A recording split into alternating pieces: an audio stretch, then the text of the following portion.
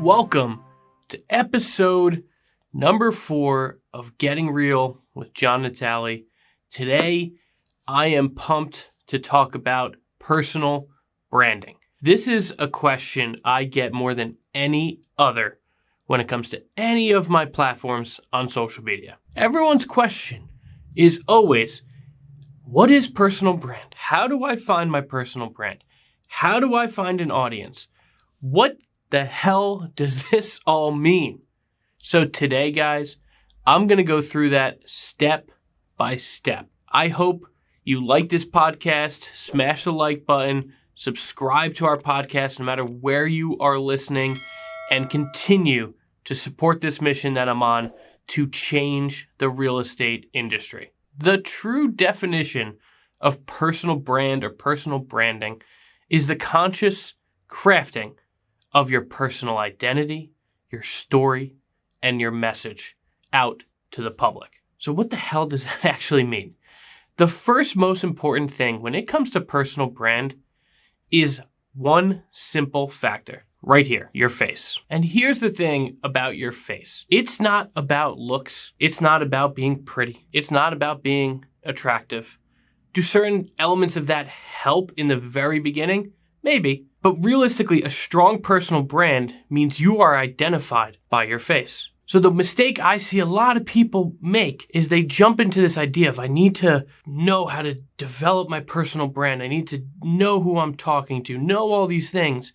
And at the same time, I'm scared to get in front of a camera and or put myself on signs, get myself out in the local community, get out there with my face so people can start to identify you. That is the beginning of a personal brand. Everything we're going to talk about is super important. But the first most important thing of a personal brand is what you look like. And again, this is not a beauty contest. Trust me, yeah, if you are attractive, does it probably help in the first few seconds when people are watching content? Absolutely, because people are drawn towards beauty. But I've captured millions upon millions of people in the last few months looking like this. So I am by no means the most attractive man on the planet, and I don't have a problem saying that. I don't have a huge ego. I don't need to have a huge ego. I mean, that's part of my personal brand, and that's part of my story. So when you break down the next element of your personal brand, it's your views of the world. It's your views on things. So a lot of people get bogged down. Where I find a lot of people having issues when it comes to personal brand is the element of, well, what does it really mean when it comes to making content, getting out in the community, coming to events, doing different things? What does it all mean? Here's what it means. It means taking your face and starting to tell stories, whether it's your stories, your past stories, your views on what's going on in the world. If you're in real estate like me, that's looking at real estate, what's going on with interest rates, your view on things, your expertness. All of these things make up your personal brand. And it's not rocket science, but it does take some time to really develop. One of the hardest parts of personal brand is kind of letting it find you.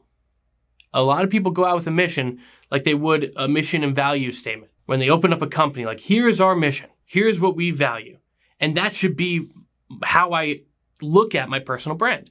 But that mission and value statement is not how personal brand is developed. You don't go out and just say, this is my personal brand, and here's what I'm going to do. You start to just take your face, you start to put it out in the world, and your personal brand will start to define itself for you. You'll start to interact with other people that are like-minded to you. You'll say, okay, this is obviously reaching a certain audience. Do I want to be in that audience? Do I not want to be in that audience? And then from there, you'll really start to curate your message around who you're finding and where your brand is finding you. And that's the mistake a lot of people make, is they think from the beginning, I have to have this elaborate plan around my personal brand.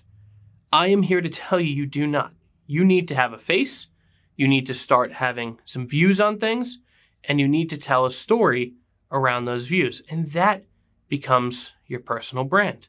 When it comes to branding in general, The reason people think they have to have something elaborate, they are trying to develop a brand like Nike or Starbucks or something very large. And when it comes to personal brand, it's just being yourself. And not in the goofy, authentic way like you'd be with your kids or something like that. It means just your perception of things shared over and over and over again. And that's what becomes your personal brand.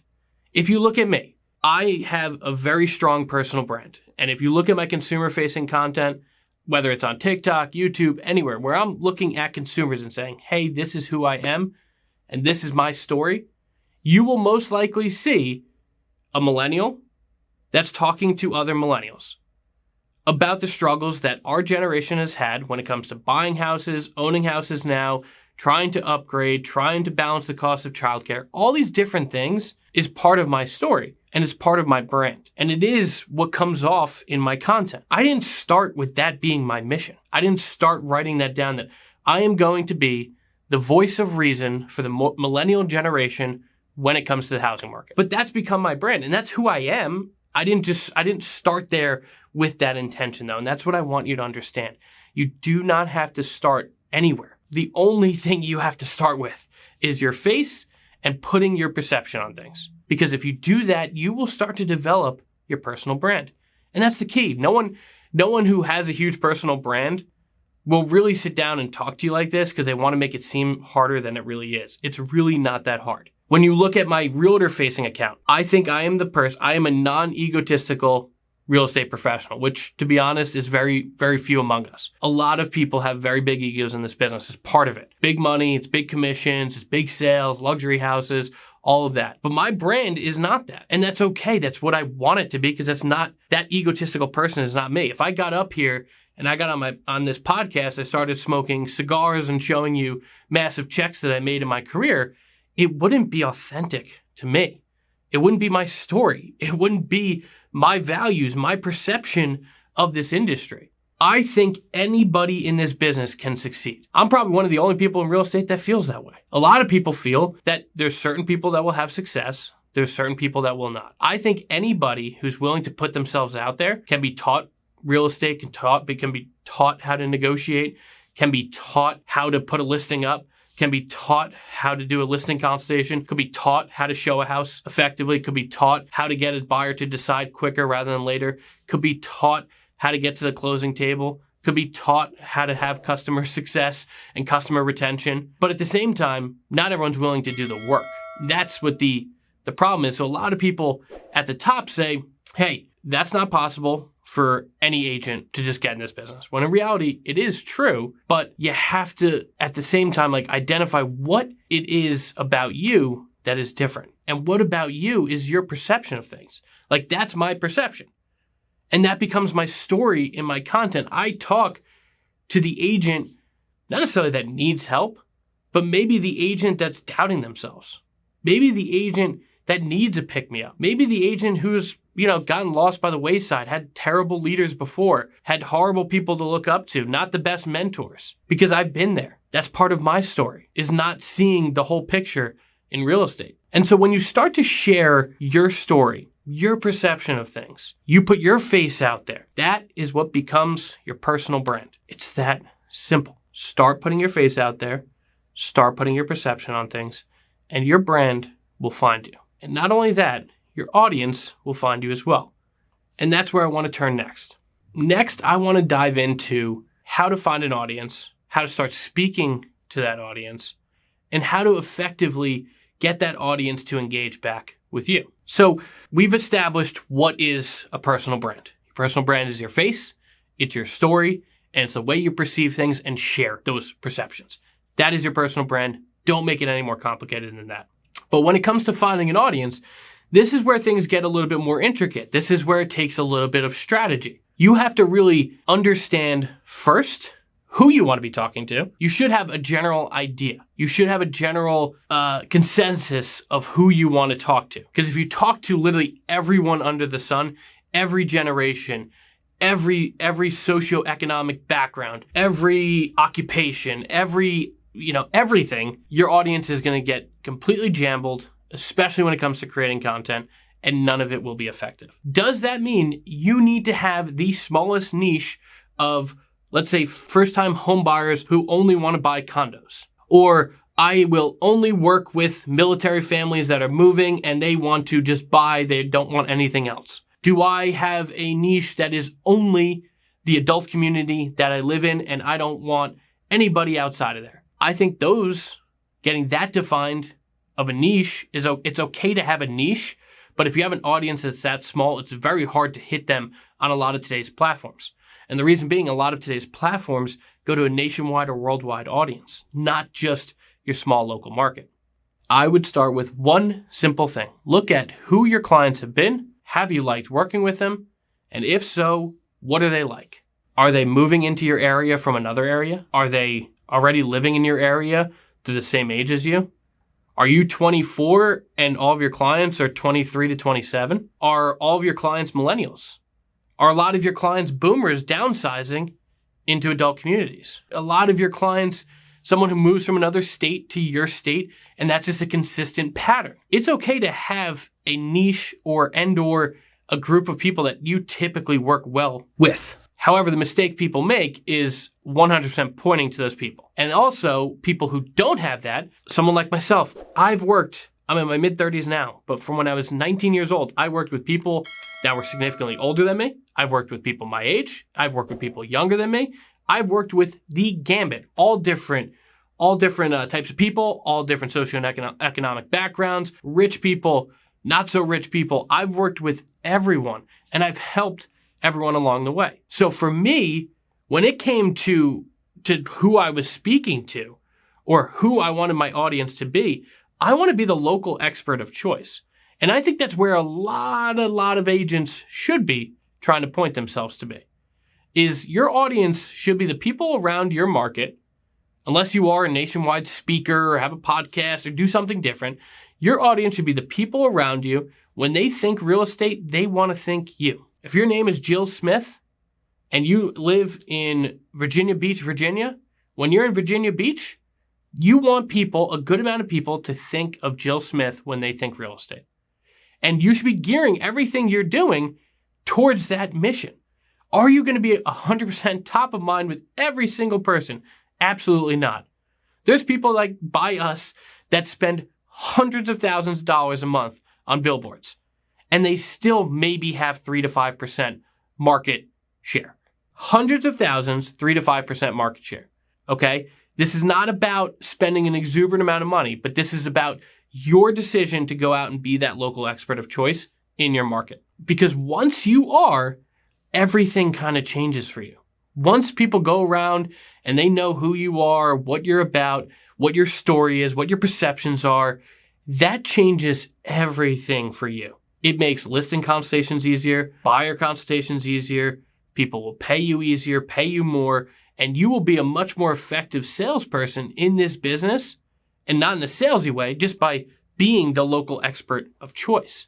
Because people want to work with you. You're not just the person that happened upon them. You are the person that they went out, said, this person is the expert for our market here, and we want to hire them. That's exactly what you want to be and what you should be striving for. But if you do have a niche audience, say your market right by a military base, and you do have a lot of military families coming in, should you speak to those issues? You absolutely should. However, if you get too refined, it's sometimes hard. It takes way too much time to build out that audience. It almost becomes the same effort as in farming a neighborhood. It's not that it doesn't work. It just takes 12, 24, 36 months to really shape up. Where you can start, the great thing about the content now is you can start to really build out an audience, and then you could start to speak to the smaller people with each video. You don't necessarily have to just have a super defined niche from the beginning.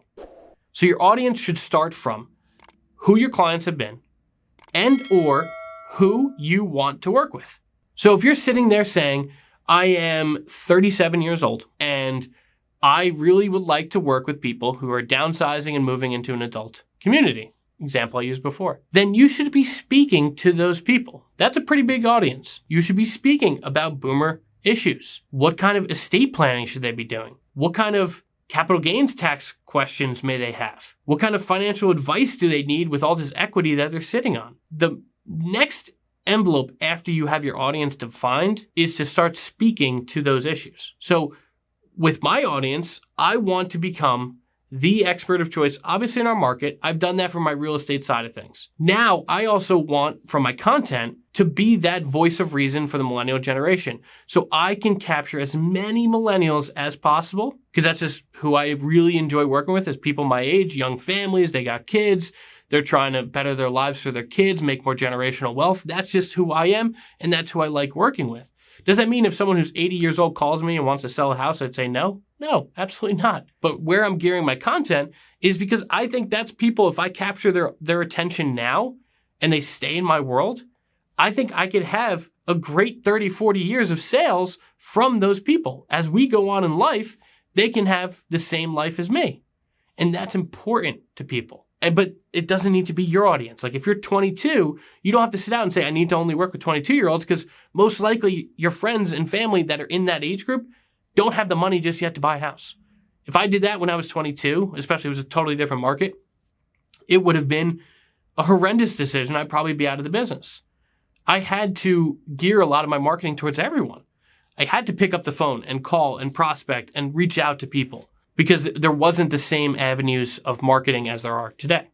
So you have your audience defined. You know you need to start speaking to the issues of that audience. So if you, again, it's relocating military families, speak to the issues of that. If it's boomers downsizing, speak to their issues. If it's millennials trying to step up and take off those golden handcuffs, speak to those issues. If it's Gen Z trying to buy their first house, speak to their issues.